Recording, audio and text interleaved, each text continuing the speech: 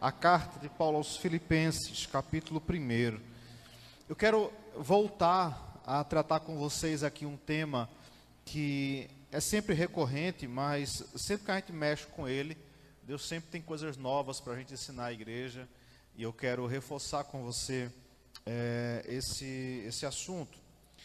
Quem aqui já fez alguma obra, construiu uma casa ou reformou? Quem já passou por isso? De construir. E quem já reformou? Você dentro da casa, mas reformou a casa. Quem já passou por isso? É uma maravilha, não é? É tudo tranquilo, é tudo sossegado. Pois é, quando você vê essa frase, você lembra de quê? Sempre que a gente vê uma obra pública, né, tem assim: desculpe o transtorno, estamos em obras. A diferença é que muita obra pública nunca termina e a placa continua lá. Agora, você sabia que você está em obras? Nós estamos em obras. Patrícia Ribeiro. Há uma obra acontecendo exatamente agora, aqui nesse lugar. Deus está... Sabe aquela história dos crentes que diz assim: Deus tem uma obra na sua vida? Isso é o óbvio, é claro que Ele tem. Ele não só tem, como Ele está executando a obra. Você entende? É igual a história da etiqueta, não é, Dacira? É a etiqueta. Depois você pergunta a ela o que é que tem a etiqueta, ela vai te explicar isso aí. Nós estamos em obras, e obras muitas vezes causam transtornos. E eu quero ler com você Filipenses capítulo 1, versículo 6, porque nesse texto aqui vai me ensinar muito a respeito de algo óbvio que acontece com a gente, que você não pode esquecer, em nome de Jesus. Filipenses 1,6 diz assim, igreja: eu estou convencido, aqui é o apóstolo Paulo falando, tá? Ele diz assim: eu estou convencido de que aquele que começou a boa obra em vocês vai completá-la até o dia de Jesus Cristo, ou de Cristo Jesus. Vou ler novamente, tá? Filipenses 1,6. Marque na sua Bíblia, por favor. Diz assim: eu estou convencido de que aquele que começou a boa obra em vocês vai completá-la até o dia de Cristo Jesus. Feche seus olhos um instante, deixa eu orar com você. Pai, obrigado por essa noite. Te agradeço por estar aqui, por poder ser um canal de bênção para a tua igreja. Eu te agradeço por aqueles que estão em casa, estão agora nos ouvindo pela internet ou pelo rádio, aonde eles estiverem agora. Que o teu Espírito Santo possa conduzi-los através da tua palavra e ensina, Senhor, o teu povo de uma forma especial no dia de hoje. Que a gente aprenda a andar contigo, que a gente aprenda a andar em tua presença e que a gente compreenda um pouco mais a respeito dos planos do Senhor para a nossa vida. Eu oro assim, esse é o nosso sincero desejo, em nome de Jesus. Amém? Bom, aqui tem irmãos que entendem muito de obra. O diácono Abel é especialista em obras. O diácono Severino, que está ali atrás, é um executor de obras, né? E tantos outros aqui entendem muito bem de obras. Agora, olha que interessante. Obra é a palavra que a Bíblia usa para descrever aquilo que Deus faz na vida da gente. Então, quando Deus está cooperando conosco, Renata, Deus está fazendo uma obra na nossa vida. O fato é que todos nós aqui deveríamos ter uma plaquinha dessas, dizendo assim, ó: eu estou em obras. Eu estou em obras. Deus está trabalhando na minha vida. Mas como assim? Eu quero que você compreenda algumas coisas. E o meu propósito hoje aqui é que você volte para casa entendendo o seguinte: espera aí, então é por isso. Porque tem coisas que você não entende, igreja, agora. Mas depois você vai entender. Sabe, há muitos anos atrás, eu fui em outra cidade, eu tinha um compromisso em uma igreja, e tivemos lá, eu fui até com a caravana aqui da igreja, a gente viajou, foi bem distante e tal, e foi um culto maravilhoso, foi uma bênção. No final do culto, o pastor, acho que ficou tão feliz com a nossa participação lá, que falou assim: queremos orar por vocês. E aí nós fomos lá à frente, vários irmãos ali estiveram ao nosso redor, e ele pediu para a gente ficar com as mãos assim. E geralmente quando a gente está recebendo, né, oração, a gente se posiciona assim. E, ok, eles começaram a orar e foi uma bênção ali e tal. E, gente, vou dizer uma coisa a vocês. eu nunca apanhei tanto na minha vida. Porque eles tinham um jeito diferente de orar. Eles oravam batendo na mão da gente. Então, cada palavra era um tapa na mão que a gente levava, Antônio. E Deus vai te abençoar, pá, Deus é contigo, pá. Eu digo, meu Deus do céu. Depois na metade da oração eu estava com a mão roxa. Eu digo, como é que eu vou dirigir para casa hoje? E lá, e foi aquela bênção ali. E eu fiquei, sabe, eu voltei, eu fiquei pensando, mas não é normal. Deve ser um mistério diferente, né, ali com os irmãos. Orar batendo nos outros. Eu sei irmão que ora empurrando, chacoalhando no outro, né, assim, né, mas dando tapa é a primeira vez. Ou o pastor estava com raiva de mim, ou o mistério era muito forte. Passaram-se uns 3, 4 anos depois. E o que aconteceu? Eu encontrei um pastor amigo nosso, a gente conversando e tal. Ele falou que esse pastor um dia esteve no culto com ele também. E foi o culto de consagração dele ao ministério. E aí, eles foi uma bênção, tal, tudo mais. E aí eu fui muito sincero, pastor, amigo, a gente pode ficar à vontade. Rapaz, eu gosto muito daquele pastor, só acho estranho que ele ora batendo na pessoa. Ele fez, como assim? Aí eu expliquei para ele, ele fez, agora eu entendi. Eu disse, por quê? Ele falou, porque ele fez isso comigo também. E eu pensei que ele estava com raiva de mim. Porque o negócio foi tão tenso assim, que eu disse, será que ele tem alguma coisa contra mim? Ele está aproveitando para descontar na hora da oração? Mas ele era o jeito dele de fazer. Entendeu, irmão? É o estilo dele, o bichinho, rapaz. Gente boa ele. Aí o pastor falou assim, agora eu entendi. Não era comigo só o problema, não. É ele mesmo que é assim. Tudo bem. Eu quero que você entenda o seguinte, olha. Cada ser humano, ele tem um jeito de agir, de fazer as coisas. E Deus, ele vai trabalhando com a gente de acordo com a nossa realidade. A primeira verdade que eu quero que você aprenda, partindo do princípio que você está em obras, é que toda obra requer investimento.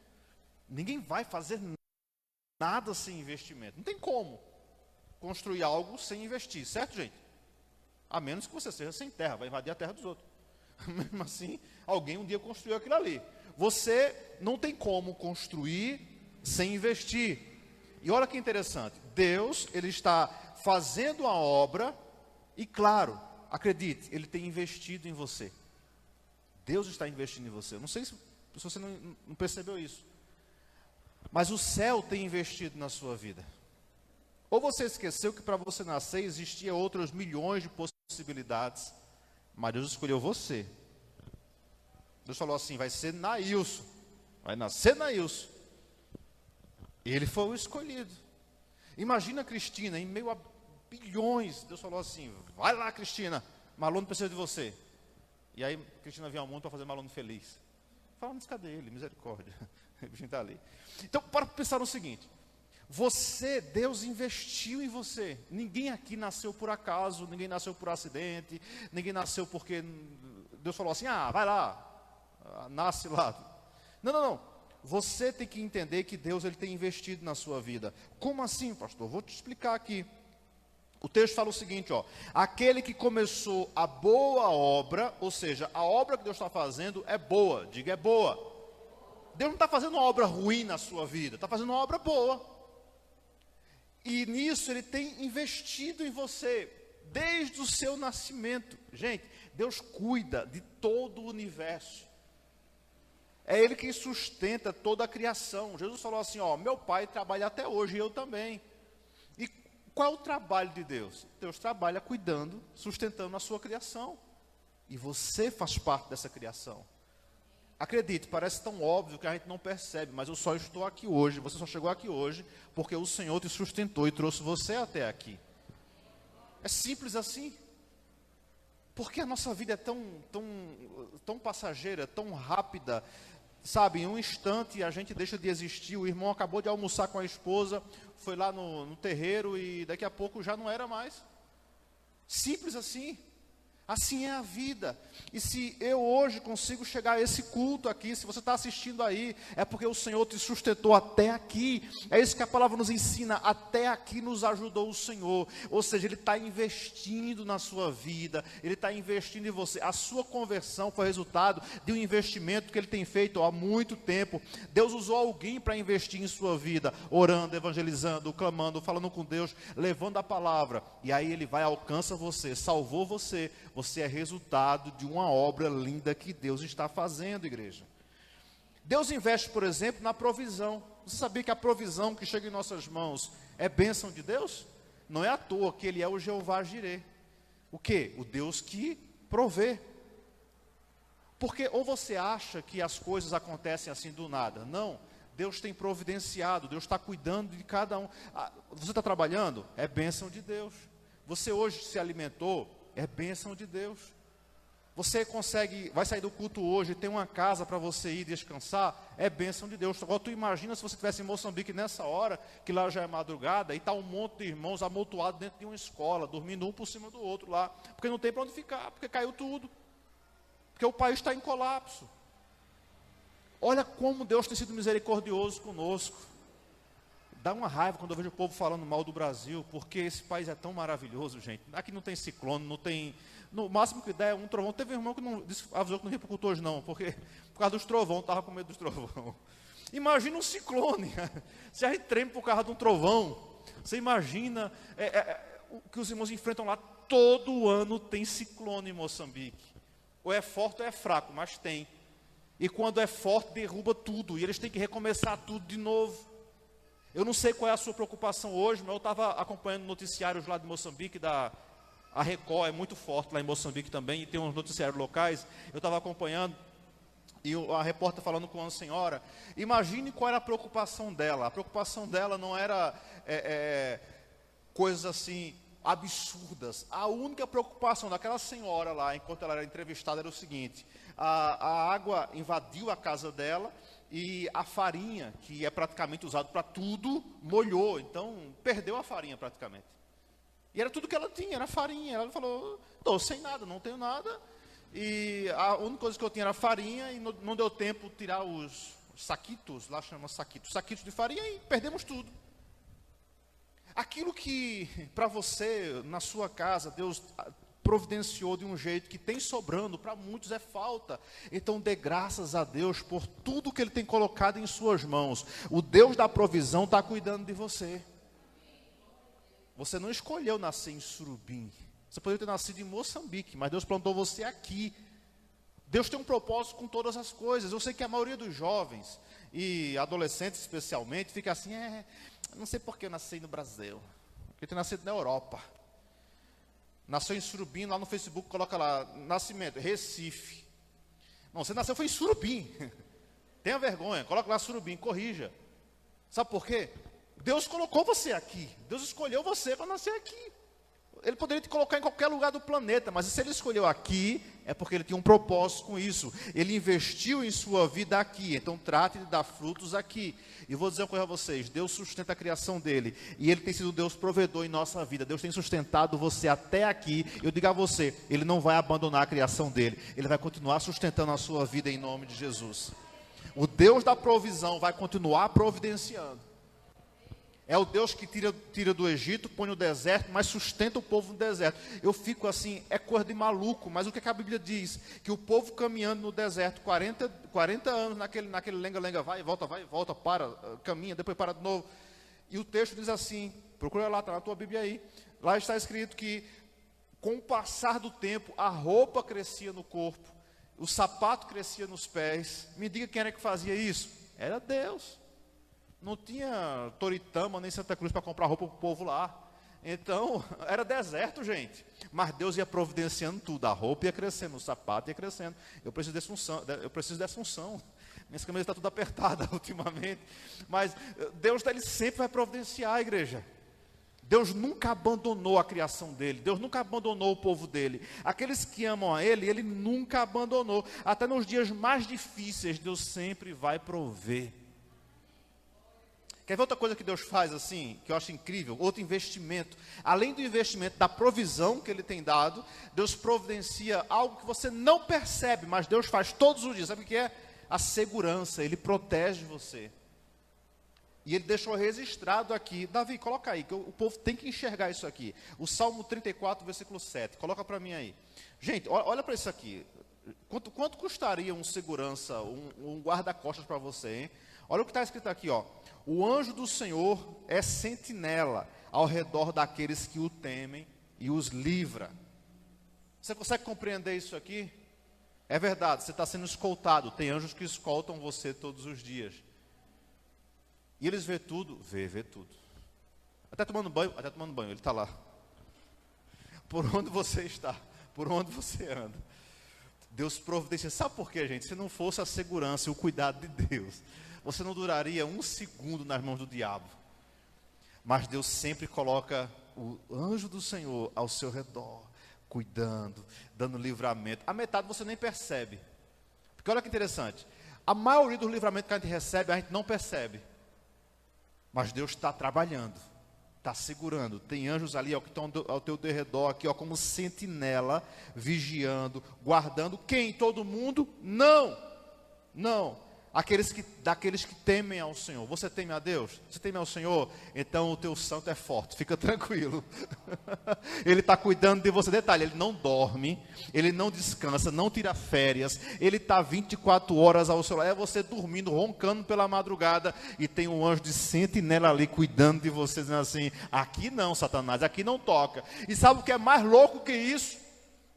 Um dia, quando você for embora daqui, vai ter gente lá na tua sepultura, guardando os seus ossos.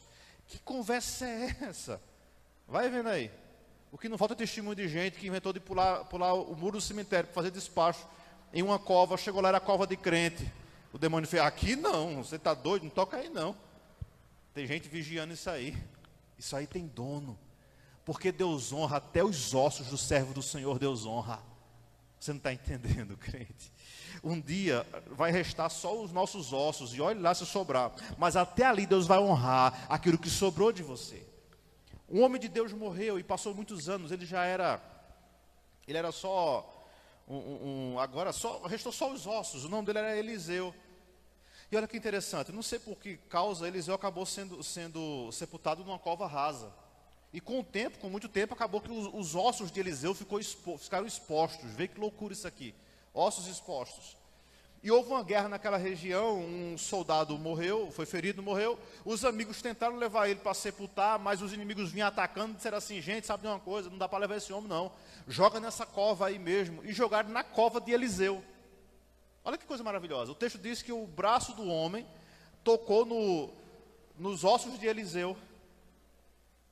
Eles jogaram o homem ali e foram embora, vazaram, saíram correndo. O que acontece? O braço do homem toca nos ossos de Eliseu. O poder foi tão grande que o homem ressuscitou e começou a correr atrás deles também.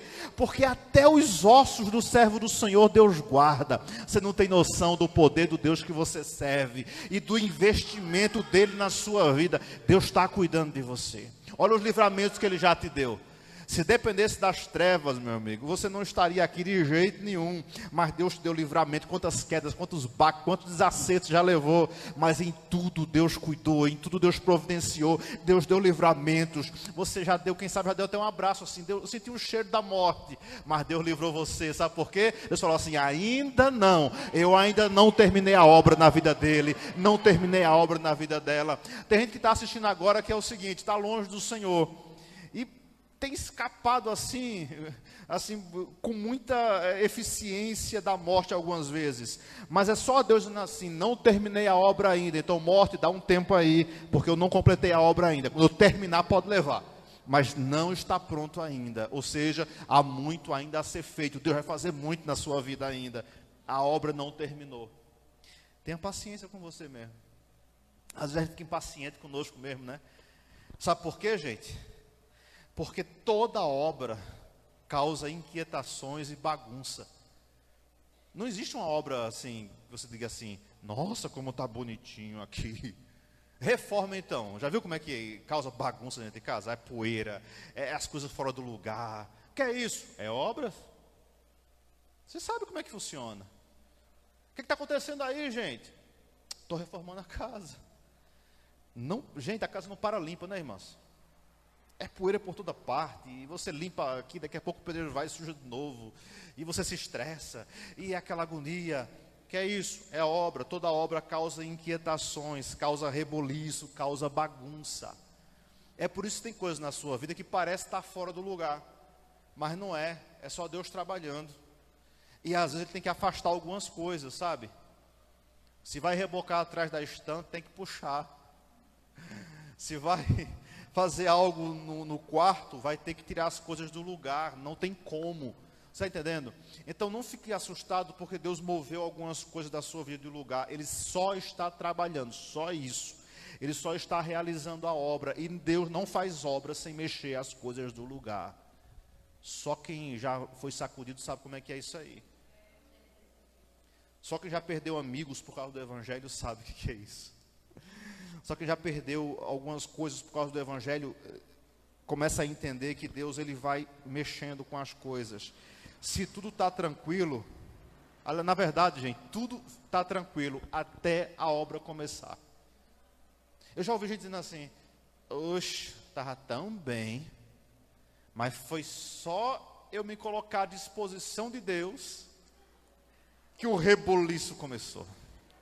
Crente é chique, usa a palavra reboliço, né? Olha, pastor, um reboliço, parece que passou um vendaval assim, ó, bagunçou tudo. Não me diga, é Ele trabalhando. Então, desculpa os transtornos, Ele está fazendo a obra, Ele está trabalhando. Ele muda você de bairro, de cidade, muda você de rua, muda de escola, sabe? Ele traz gente de longe, leva gente para longe. Ele faz gente ficar até intrigado de você, dizer assim, corta aqui, eu não quero mais papo contigo, relaxa, você não tem culpa no cartório, é Deus que está movendo as coisas de lugar, simplesmente porque Ele está trabalhando. E se tem uma coisa que a gente detesta, quando a gente está trabalhando, é a gente perturbando, não é? Então pare de fazer perguntas para Deus. Ah, Senhor, mas por que isso, Senhor? Por que aquilo? Por quê? A gente quer saber por quê, né? Deixa o homem trabalhar. Deixa Deus agir. Deixa Deus trabalhar. Ezequiel 37 narra aquela famosa história do vale de ossos secos, né? Lembra? Deus pega Ezequiel, leva ele para um vale cheio de ossos. E eram ossos sequíssimos, estavam esfarelando. E Deus faz uma pergunta assim, bem dura para Ezequiel. Deus fala assim, Ezequiel, esses ossos poderiam voltar a viver? E Ezequiel fez aquilo que o crente faz. Devolve a pergunta para Deus. Fala assim, Senhor, tu sabe. O Senhor sabe todas as coisas. Dá uma raiva quando o crente faz isso. Porque, pastor, ora por mim aí, Deus sabe todas as coisas.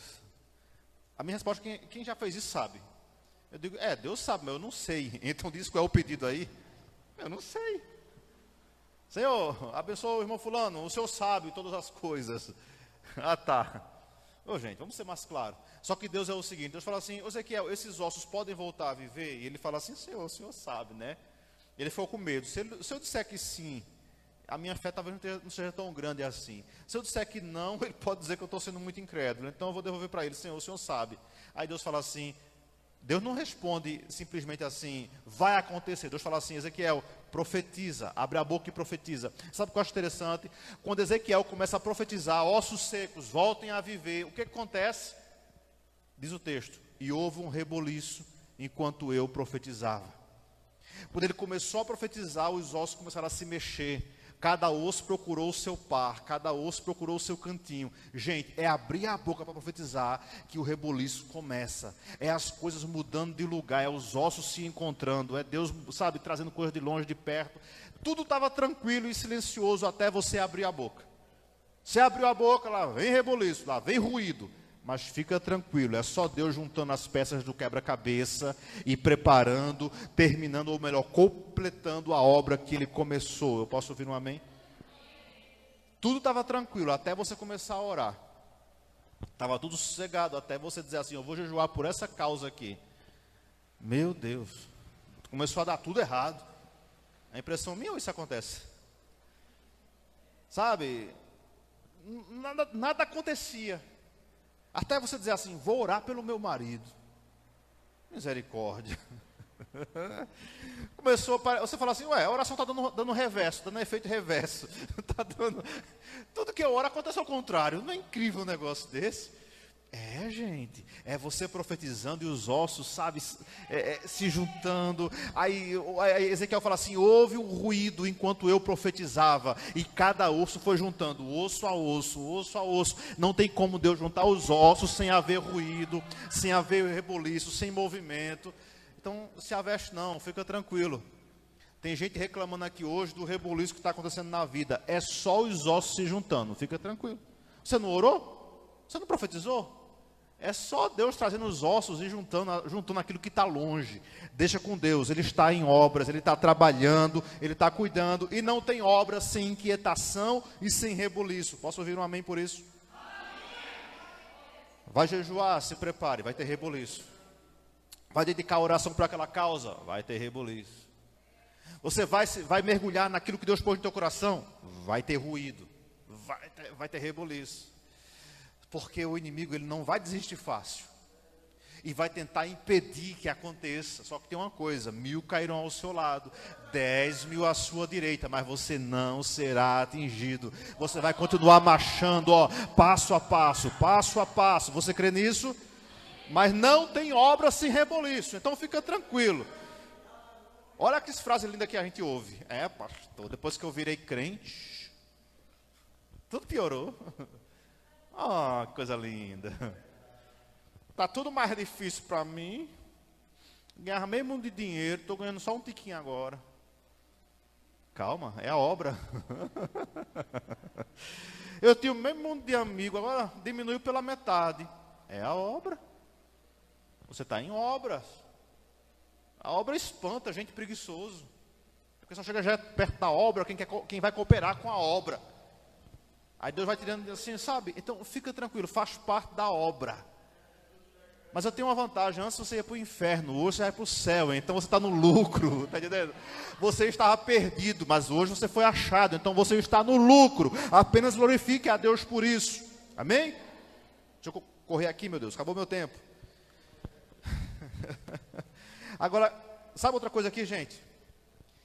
Uma coisa que eu acho mais esquisita de obras é que quem está de fora nem sempre entende o que está acontecendo lá dentro. Eu vou ter que falar nele de novo. Eu vou falar nele de novo. Vou falar nele. Deu o maior reboliço na cidade, não foi aquele boi lá no trevo lá? Era foto e tudo. E eu dizendo, os irmãos vieram falar para mim, mandaram um vídeo para mim. Olha, pastor, botaram a máscara no boi. Sei, irmão, deixa o boi quieto, irmão. Mas o que eu entendi? O cara não terminou o serviço ainda. Deixa o artista terminar primeiro. Depois você dá a nota. Aí mandaram para mim vídeo do boi de máscara, sem máscara, não sei o que, o desmantelo. Fizeram montagem com o boi. E o boi está feio. Minha gente, o boi não está pronto não. Aí eu passei lá hoje no boi. Eu passei lá umas 2 vezes hoje. Sabe o que aconteceu? Tinha um homem trabalhando lá. E está ficando bonito o bicho. Ele já está ajeitou o chifre do boi. Está ficando todo bonitinho. Daqui a pouco ele termina. Quando terminar, a gente dá uma nota. Mas olha qual é o mal das pessoas. Faz a crítica antes do serviço terminar. Assim é fácil demais. É muito fácil você passar na cozinha, olhar para cima da mesa, está aquele monte de ingrediente. Na cabeça da irmã já está um bolo pronto. Mas para quem não entende de nada feito eu, vai ver só massa, os ovos e as coisas lá. Mas para que isso aqui? Você não está entendendo nada, mas quem vai fazer já sabe como é que vai ficar. Sabe, gente, a obra de Deus é desse jeito. E aí eu quero que eu e você aprenda. Eu preciso melhorar muito nisso também, eu reconheço. Eu tenho me esforçado, mas Deus está me ajudando a melhorar. Mas eu quero que você aprenda também, assim como Deus tem trabalhado na minha vida, eu quero que Ele trabalhe na sua vida. Não faça juízo de valor antes da obra ficar pronta. Ou seja, pare de julgar as coisas que não estão prontas ainda. Aliás, deixa eu falar uma coisa. Ninguém aqui está pronto. Então, quando você vê uma pessoa assim, que está... Você fala assim, ixi, esse não é crente não. Está com cara de crente não. É porque ele não está pronto ainda não. Deus está trabalhando. Gente, quem visitou a prisão lá no Egito, e deu de cara com o tal de José, preso, na situação que ele estava, na condenação que ele recebeu, quem imaginaria, Aparecida, que ali estava o futuro governador do Egito? Me diga, Carole, quem imaginava, Antônio, que aquele irmão Zé, o Zé que estava preso, seria o próximo governador do Egito? Na cabeça de todo mundo que via o Zé preso, era só mais um prisioneiro que merecia pena de morte. Mas para Deus, era um próximo governador do Egito. Sabe por quê? Deus estava fazendo a obra, Deus estava trabalhando na vida de José ali naquela prisão. Agora vai eu e você dizer assim, tá vendo ali, ó, não presta não. Se está aí é porque merece, bem feito, está pagando o que fez. Blá, blá. É muito fácil a gente ficar tirando pedras nas pessoas sem que Deus não terminou a obra ainda. A gente está vendo agora, mas Deus está vendo a pessoa 10 anos na frente, 20 anos na frente. Ei, acorda para Jesus. Você está vendo a pessoa hoje, o agora. Sabe, todo ano de eleição tem aquelas brigas por causa de pesquisa, né? Pesquisa, não sei o que lá, não sei o que lá. Eu confio nas pesquisas, sabe por quê? Cientificamente, e todo especialista diz isso. Maxwell tomou um susto ali agora. É verdade, Maxwell, sabe por quê? A pesquisa é um retrato, é uma foto, não é um filme. E uma foto você tira agora, daqui a um segundo pode estar diferente. Então, a pessoa faz a pesquisa em um dia, mas pode fazer pela manhã, mas à tarde pode ser outro cenário já. Ou seja, as coisas mudam. É claro que tem esses exageros, mas veja só, a gente julga a pessoa pela foto, pelo agora.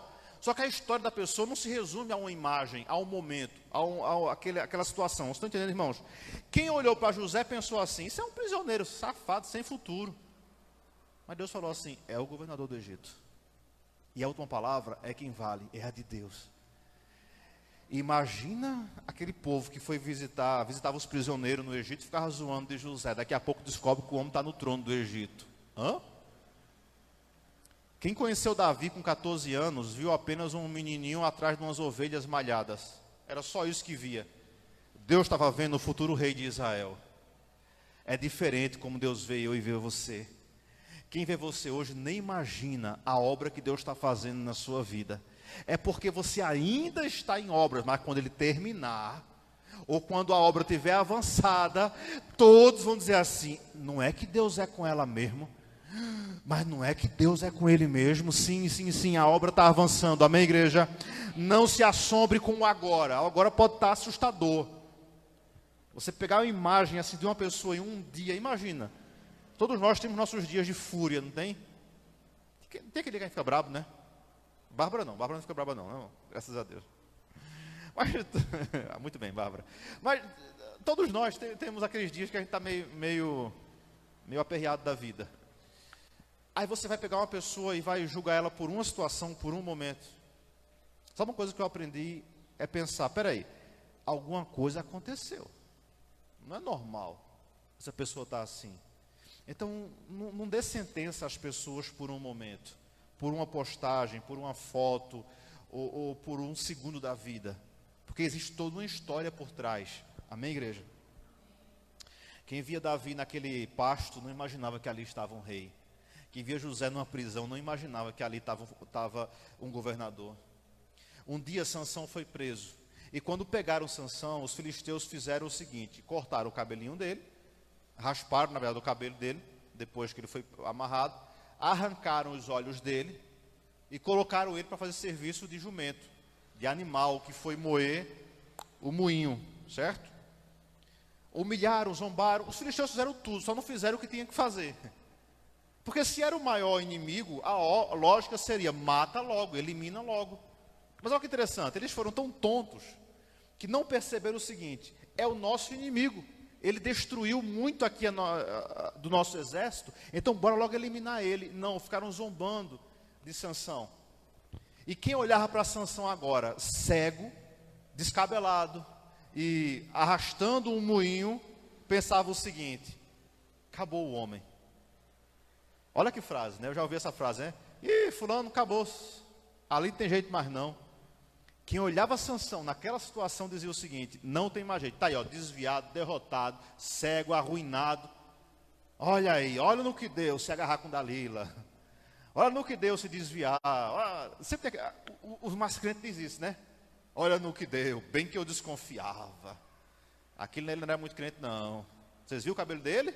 Onde já se viu crente com cabelo grande? Como é que pode um negócio desse? Cada um tinha suas críticas sobre Sansão. E de fato, ele chegou no fundo do poço. Só que tem um detalhe importante aqui, eu quero que você aprenda. Se tiver alguém aqui que está afastado do Evangelho, por favor, eu tenho mais 5 minutos, então me ajuda a entender isso aqui. Quem já experimentou, nunca esquece daquilo que Deus fez. Sansão teve muita experiência com Deus. Estava derrotado? Estava. Estava arruinado? Estava. Fracassado? Estava. Estava no fundo do poço? Estava. Mas tinha um detalhe. Ele ainda tinha boca para orar. E uma oração fez a diferença. Há um texto lá no livro de Juízes que eu acho muito lindo, que diz assim, ó. E o cabelo de Sansão voltou a crescer e os filisteus não perceberam. Eles estavam tão embriagados com a derrota de Sansão, que eles não perceberam que o cabelo do homem voltou a crescer. E no dia de maior vergonha e vexame para Sansão, uma oração fez a diferença. E a oração de Sansão foi, cabe em um versículo: ó Senhor, eu te peço, dá-me outra vez a força que eu tinha antes, para que eu possa matar os filisteus e morrer também. Deus falou: agora, filho. Bastou um empurrãozinho na coluna, que Sansão matou mais filisteus no dia da morte dele do que em toda a vida, e cumpriu o propósito dele. Que olhava para Sansão, derrotado como ele estava, não imaginava que uma oração podia mudar tudo na vida dele. Eu não sei como é que você está, no estágio que você está, mas uma oração pode mudar tudo na sua vida. Sabe por quê? Deus não esqueceu de você. Deus não esqueceu do quanto que Ele caminhou contigo, do quanto que você foi bênção nas mãos dEle. Não tem ninguém tão derrotado e tão arruinado que não possa se reconciliar com Deus hoje, para a glória do Senhor. Amém, igreja? Ai, meu Deus, mas quem olhava para Sansão dizia assim: esse não tem mais jeito. Esse aí acabou. Mas uma oração mudou tudo. Diga assim: uma oração pode mudar tudo. Aprendeu? Uma oração pode mudar tudo. Então quem olhava para ele dizia: está derrotado. Mas Deus falou assim: ora Sansão, vai. Olha uma oração aqui, Sansão. Pode fazer a diferença. E fez. Finalizo agora. Sabe o que mais que eu aprendo com essa obra de Deus em nossa vida? É o seguinte. É que primeiro, Ele vai terminar a obra que começou. O texto promete o seguinte, ó. Filipenses 1:6 diz que Ele vai completá-la. Ou seja, igreja, o que Deus começou vai terminar. Deus nunca deixou nada pela metade. Amém? Ei, acorda aí para Jesus. Vai terminar, viu? Não acabou, não. Tem gente pensando o seguinte: agora não tem mais jeito, não. Mas Deus está dizendo assim: não acabou, não. Eu não terminei. Não terminei. Enquanto eu não terminar, você não sai daqui. Enquanto no dia que eu completar, eu te levo para o céu. Então, até lá, eu estou trabalhando, estou agindo. Então, minha gente, vai com calma, relaxa. Ele vai completar a obra que começou. Ele não vai abandonar. Agora, tem um detalhe aqui, uma senha importante. Deus vai completar a obra, mas eu posso atrasar a obra. Sabia disso? O que Ele vai fazer, Ele faz. Isso é inevitável. Mas a gente pode dar um belo atraso na obra. Vou dar só 2 exemplos bem rápidos aqui. Deus falou assim para um homem chamado Jonas: vai para Nínive. Eu tenho uma obra, Jonas. E a obra é o seguinte: vou te usar em Nínive, capital da Síria. Jonas falou assim: não vou não. Eu vou para Boa Viagem. Tem uns tubarão bom lá. Eu vou lá, vou dar um rolê por lá. Eu não quero ir para Nínive. Veja, Jonas poderia ter ido naquele mesmo dia para Nínive. Ele fez o quê? Vou dar uma atrasadinha na obra. Tudo bem, vai, filho. Quem resolve, primeira lição, quem resolve bater de frente com Deus e atrasar a obra, começa a descer ladeira abaixo. Porque a Bíblia fala que Jonas desceu para o porto, do porto desceu para o porão do navio, do porão do navio desceu para o fundo do mar. Você sabe o resto da história, né? Atrasou, mas acabou indo, sabe para onde? Para Nínive. Onde é que ele termina a história? Em Nínive. atrasado, mas chegou lá. Sabe por quê? Ninguém vai impedir a obra de Deus na vida de ninguém. Aliás, deixa eu te falar uma coisa. Fuja o tempo que você quiser, mas ele vai lhe pegar. Ele vai trazer você. Ele fala assim, ele falou para o profeta, com amor eterno eu te atraí. Ou seja, Deus, ele tem o prazer de atrair você no tempo dele, do jeito dele. Vai fugindo. Vai fugindo. Vai fugindo. Está fugindo, né? Ele te pega. Quando você menos esperar, Deus fala assim, olha eu aqui. Você fugiu, mas eu lhe pego. No dia que Paulo ou Saulo cai cego no caminho de Damasco, a bronca é difícil. Aguilhão é aquele troço para domar touro bravo. E Deus fala assim, meu filho, você está... para a gente poder entender mais fácil aqui, eu coloquei o anzol, e você está lutando contra o anzol. Mas quanto mais você luta, eu venço você pelo cansaço. Porque o peixe, por maior que seja, gente, quem pesca aí disse que a melhor forma de fazer, deixa o peixe cansar, deixa ele se debater, se escar, fazer o que for, uma hora ele vai cansar e vai ficar suave, suave. Deus fala assim, ô Paulo, tá difícil, né menino? Eu te peguei, vem pra cá, chega. Agora você muda de história hoje eu mudo a sua história, Saulo. Não adianta você fugir de Deus, fuja se quiser, só vai atrasar um tiquinho, mas ele te pega no final. Pastor, que conversa é essa? Vai nessa. A maioria aqui tinha raiva de crente. Deus fez assim, vai indo, vai. Olha eu aqui de novo. Você fala assim, não tem como fugir mais de Deus. Igreja, uma viagem de alguns dias, o povo fez durar 40 anos. Mas Deus falou assim, vai entrar, e entrou. Deus falou assim, está saindo do Egito, vai para a terra prometida. A pé duraria alguns dias. O povo desobedeceu tanto que durou 40 anos a viagem. Deixa eu abrir aqui um parênteses. Quando a gente lê isso aqui, a gente pensa o seguinte, o povo passou 40 anos andando, não foi? Não, gente. O povo passava anos parado no mesmo lugar. O povo rapidinho chegou perto da terra prometida, lembra? Deus mandou os espias lá dentro, quando volta todo mundo endemoniado, menos 2, né? Tinha 10 encapetados lá, falou assim, não tem chance nenhuma. Deus falou assim, cadê os murmuradores? Vai morrer tudinho aqui. Vai morrer tudinho no deserto. E aí Deus começa, chega perto, volta, chega perto, volta. O povo obedecia à nuvem, e a nuvem ficava parada por meses, até anos no mesmo lugar. A nuvem se movia, o povo se movia, até morrer todos que saíram do Egito. Quem entrou na terra foram os filhos, os netos, os bisnetos deles, mas eles não entraram. Aquela viagem de poucos dias durou 40 anos, mas Deus cumpriu, Deus terminou a obra que começou. Não tem ninguém que impeça Deus de fazer o que Ele quer fazer. Gente, é sério, eu não conheço um. Na Bíblia não tem um que lutou com Deus e ganhou, e falou assim, eu impedi o trabalhar de Deus. Ele mandou o recado por Isaías, operando eu, quem impedirá? Não tem quem possa impedir o agir dele. Concluo agora. Faz uma hora que eu digo isso, né? Estou terminando mesmo, é verdade. Agora escute. Isso é o que é mais interessante. Nem sempre é preciso terminar a obra para Deus começar a usar a gente. Eu acho interessante, aqui no Nordeste a gente tem uma cultura que parece que é vergonha isso. Mas no Sul é muito comum a pessoa construir uma casa e ela começa de trás para frente. Primeiro ela faz aquela parte de trás, lá o banheiro e a cozinha, faz o básico lá no fundão da casa. Sai do aluguel, vai para dentro da casa e vai terminando construindo o restante da casa. Parece que aqui, não se fizer isso, é o fim do mundo. O povo dá, para ali. Gente, isso é a coisa mais óbvia. E é muito interessante. Por quê? Eu estou fazendo a obra, mas já estou usando, usufruindo. Sabe o que eu aprendi com Deus? Ele não espera terminar a obra. Ele vai usando e fazendo, usando e trabalhando, usando e trabalhando. É por isso que você tem coisas que te assustam. Mas como é que pode? Fulano tem tanto para melhorar ainda, eu sei. Mas Deus resolveu dizer assim, vem cá, bora. Bota a mão no arado, vamos trabalhar. Mas como assim, Deus? Eu vou trabalhando, eu vou usando, não se assuste. Deus está te chamando para algumas coisas que você se sente incapaz, eu te entendo. Só que você não é capaz realmente. Mas Deus vai capacitando você na estrada, na caminhada. Ele vai usando você e Ele vai fazendo os ajustes necessários. Mas não tenha medo, porque antes de terminar a obra, Ele já vai começar a te usar para a glória dEle. Pastor, falou muito sobre obra aqui, mas como é que Deus faz na prática assim? Quais são as ferramentas que Deus usa? Essa é a melhor parte.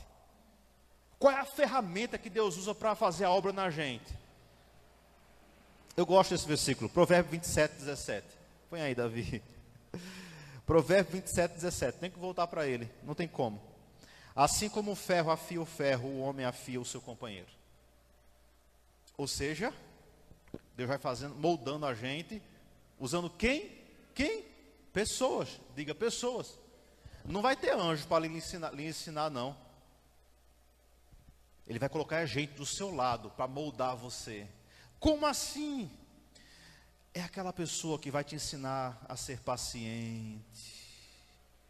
Sempre tem um avexado da vida que vai moldando você. Você vai assim, mas Senhor, o que é isso?